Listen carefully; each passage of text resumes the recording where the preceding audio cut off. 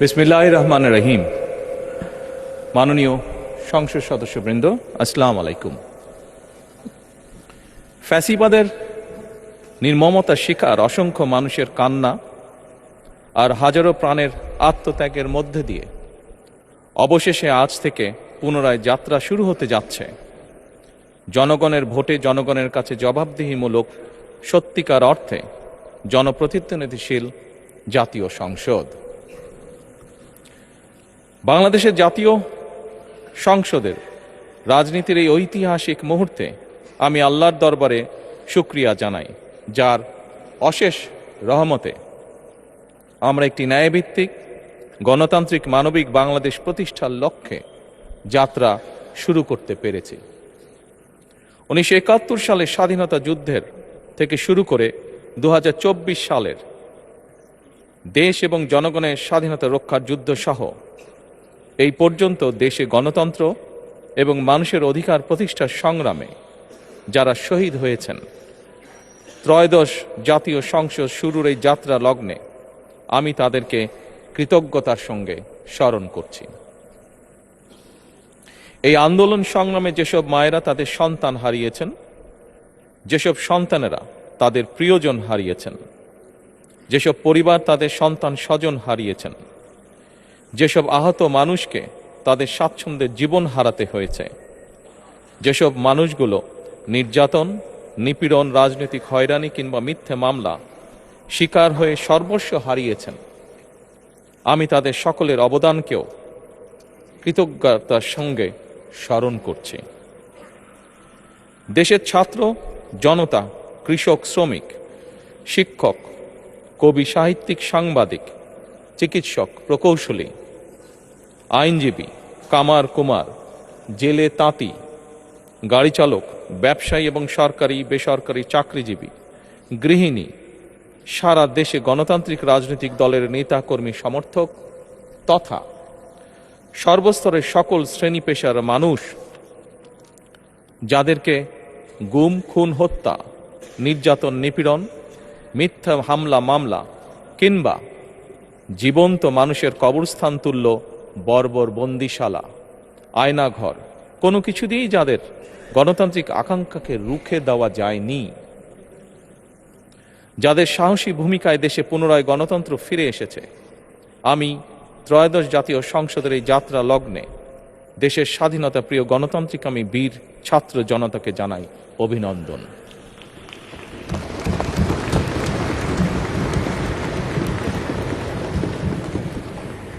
সম্মানিত সংসদ সদস্যবৃন্দ, দেশনেত্রী মরহুমা বেগম খালেদা জিয়া জনগণের অধিকার প্রতিষ্ঠায় দেশে সংসদীয় গণতন্ত্র প্রতিষ্ঠা করেছিলেন, সংসদীয় গণতন্ত্রকে প্রাতিষ্ঠানিক রূপ দিয়েছিলেন। সেই গণতন্ত্রকে প্রহসনের রূপ দিয়ে জাতীয় সংসদকে হাস্যরসের খোরাকে পরিণত করা হয়েছিল। দেশে তাবিদারি শাসন শোষণ কায়েম করা হয়েছিল। দেশে সংসদীয় গণতন্ত্র এবং জনগণের অধিকার পুনঃপ্রতিষ্ঠা করার জন্য দেশনেত্রী বেগম খালেদা জিয়া জীবনের শেষ দিন পর্যন্ত লড়াই করেছেন। জীবনে কখনোই স্বৈরাচার কিংবা ফ্যাসিবাদের সঙ্গে আপোষ করেননি। দেশে আজ থেকে আবারও সেই কাঙ্ক্ষিত সংসদীয় গণতন্ত্রের যাত্রা শুরু হলো, আলহামদুলিল্লাহ।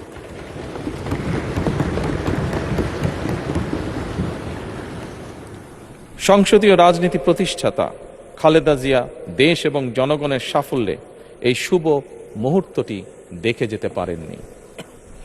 আজ তাই এই জাতীয় সংসদে দাঁড়িয়ে আমরা দেশ এবং জনগণের স্বার্থে আপসীর নেতৃত্ব, ব্যক্তিত্ব, স্মরণীয়, বরণীয়, অনুকরণীয় রাজনীতিবিদ মরহুমা খালেদা জিয়াকে গভীর শ্রদ্ধার সঙ্গে স্মরণ করছি।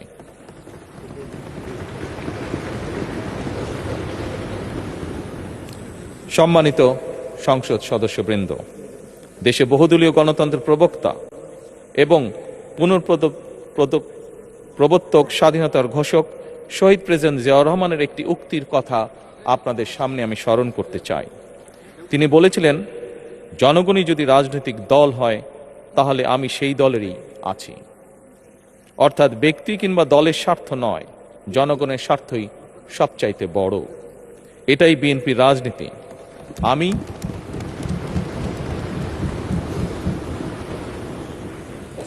আমি প্রথমবারের মতন বাংলাদেশ জাতীয়তাবাদী দল বিএনপি থেকে জাতীয় সংসদ সদস্য নির্বাচিত হয়েছি। জাতীয় সংসদীয় দলের নেতা নির্বাচিত হয়েছি। জাতীয় সংসদে দলের প্রতিনিধিত্ব করলেও প্রধানমন্ত্রী হিসাবে আমি এই জাতীয় সংসদে দেশের প্রতিনিধিত্ব করছি। দল, মত, ধর্ম, বর্ণ নির্বিশেষে দেশের জনগণের প্রতিনিধিত্ব করছি। আমার রাজনীতি দেশ এবং জনগণের স্বার্থ রক্ষা করার রাজনীতি। বিএনপির রাজনীতি জনগণের জীবন মান উন্নয়ন এবং স্বনির্ভর বাংলাদেশ গড়ার রাজনীতি। প্রতিটি পরিবারকে স্বনির্ভর করাই আমাদের রাজনীতির লক্ষ্য। প্রতিটি পরিবারকে স্বনির্ভর করার মাধ্যমেই বিএনপি একটি স্বনির্ভর, সমৃদ্ধ, নিরাপদ, গণতান্ত্রিক বাংলাদেশ প্রতিষ্ঠা করতে চায়। এই লক্ষ্য অর্জনে আমি জনগণের সমর্থন এবং সহযোগিতা চাইছি।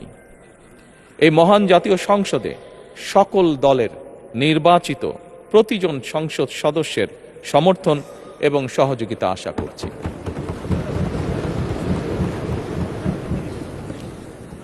সম্মানিত সংসদ সদস্যবৃন্দ, আমি বিশ্বাস করি আমাদের দল কিংবা মত কিংবা কর্মসূচি ভিন্ন হতে পারে, কিন্তু তাবেদার মুক্ত, ফ্যাসিবাদ মুক্ত একটি স্বাধীন, সার্বভৌম, নিরাপদ, স্বনির্ভর বাংলাদেশ প্রতিষ্ঠায় আমাদের মধ্যে কোনো বিরোধ থাকতে পারে না, বিরোধ নেই।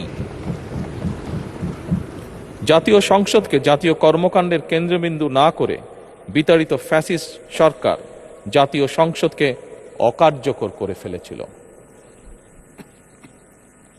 আমরা এই মহান জাতীয় সংসদকে সকল যুক্তি, তর্ক আর জাতীয় সমস্যা সমাধানের কেন্দ্রবিন্দুতে পরিণত করতে চাই। সম্মানিত সদস্যবৃন্দ, নতুন সংসদ যাত্রা শুরু করার সময় সংসদের সাবেক স্পিকার কিংবা ডেপুটি স্পিকার উপস্থিত থাকার কথা ছিল, কিন্তু পতিত, পরাজিত, বিতাড়িত ফ্যাসিস্ট সরকারের জনবিরোধী এবং গণবিরোধী কর্মকাণ্ডের ফলে যে জনরোষ তৈরি হয়েছিল তাতে এই মহান সংসদের সাবেক স্পিকার বা ডেপুটি স্পিকারকে খুঁজে পাওয়া যায়নি। তাদের কেউ কারাগারে, কেউ নিখোঁজ কিংবা কেউ পলাতক। দীর্ঘ ১.৫ দশকের ফ্যাসিবাদী এবং তাবেদারি শাসন শোষণের পর জনগণের ভোটে নির্বাচিত প্রতিনিধিদের নিয়ে আজ আমাদের এক বিশেষ পরিস্থিতিতে জাতীয় সংসদের কার্যক্রম শুরু হতে যাচ্ছে।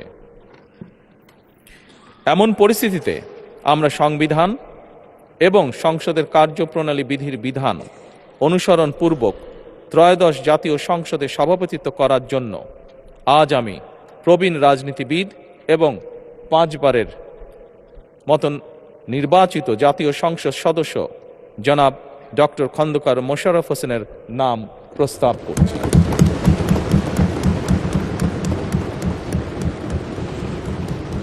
সম্মানিত সংসদ সদস্যবৃন্দ, আমাদের সংসদীয় রীতিনীতির ইতিহাসে এই ধরনের পরিপ্রেক্ষিত নজিরবিহীন নয়।